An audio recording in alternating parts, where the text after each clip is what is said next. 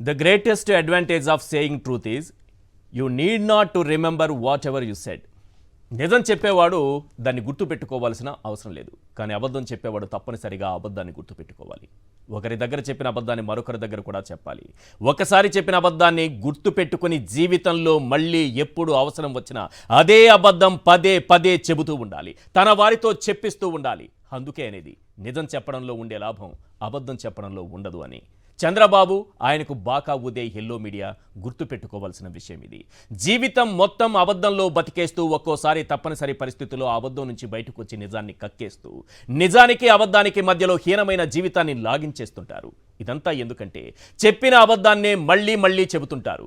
ఓ వారం 10 రోజుల తర్వాత మరో కొత్త అబద్ధాన్ని వెతుక్కుంటారు. గత వారం రోజులుగా సెకీతో జరిగిన విద్యుత్ ఒప్పందం విషయంలో చెప్పిన అబద్ధాలే చెబుతూ రాసిన తప్పుడు రాతలే రాస్తూ పేపర్ నిండా జగన్ వ్యతిరేక వార్తలు అచ్చేస్తూ అబద్ధాల మధ్య జీవితాన్ని లాగించేస్తున్నారు. ₹2.49 యూనిట్ విద్యుత్ జగన్ సర్కారు కొంటే అవినీతి జరిగిందని బురద జల్లుతున్నారు. అదే చంద్రబాబు అత్యధికంగా ₹6.99 అగ్రిమెంట్ చేసుకుంటే విజన్ ఉన్నోడంటూ పేపర్ మొత్తం నింపేస్తారు. ఏమిరా బాలరాజు మీ వల్ల ఉపయోగమని పదే పదం మనం అనేలా చేస్తుంటారు. వాళ్ళకి విలువలు లేవు.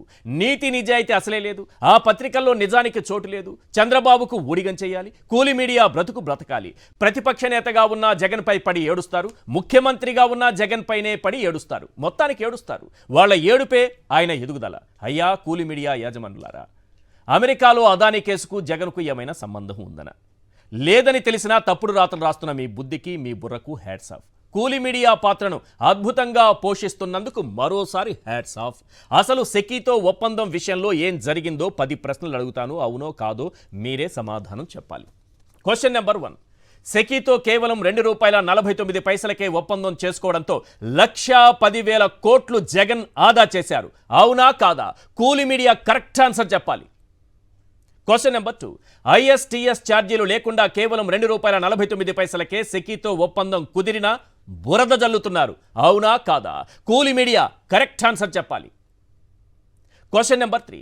నాటి ఒప్పందం జగన్ సర్కార్ డిస్కంలు సెకీకి మధ్య మాత్రమే జరిగింది. థర్డ్ పార్టీకి చోటు లేదు. అవునా కాదా? కూలి మీడియా కరెక్ట్ ఆన్సర్ చెప్పాలి. Question number 4. బాబు అత్యధికంగా ₹6.99 విద్యుత్ ఒప్పందం చేసుకుని 87,500 కోట్లు ఆవిరి చేశారు. అవునా కాదా? కూలి మీడియా కరెక్ట్ ఆన్సర్ చెప్పాలి.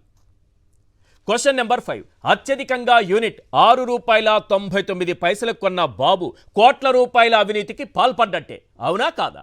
కూలి మీడియా కరెక్ట్ ఆన్సర్ చెప్పాలి. Question number 6. ఇదే సెకీతో 2016లో ₹4.50 బాబు ఒప్పందం చేసుకుంటే అప్పుడు మీ కళ్ళు మూసుకుపోయాయి. అవునా కాదా? కూలి మీడియా కరెక్ట్ ఆన్సర్ చెప్పాలి. Question number 7. చంద్రబాబు ఎన్ని వేల కోట్లు అవినీతి చేసినా, రాష్ట్రానికి ఎంత నష్టం చేసినా మీ ఎల్లో పేపర్లతో కప్పెట్టేస్తారు. అవునా కాదా? కూలి మీడియా కరెక్ట్ ఆన్సర్ చెప్పాలి.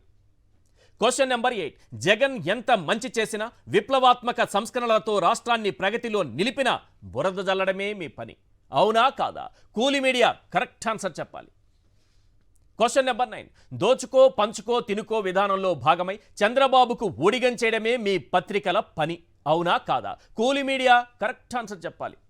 Question number 10. అధికారంలో ఉన్న ప్రతిపక్షంలో ఉన్న జగన్ టార్గెట్గా ఏడుపు గొట్టు వార్తలు రాయడమే మీ పని. అవునా కాదా? కూలి మీడియా కరెక్ట్ ఆన్సర్ చెప్పాలి.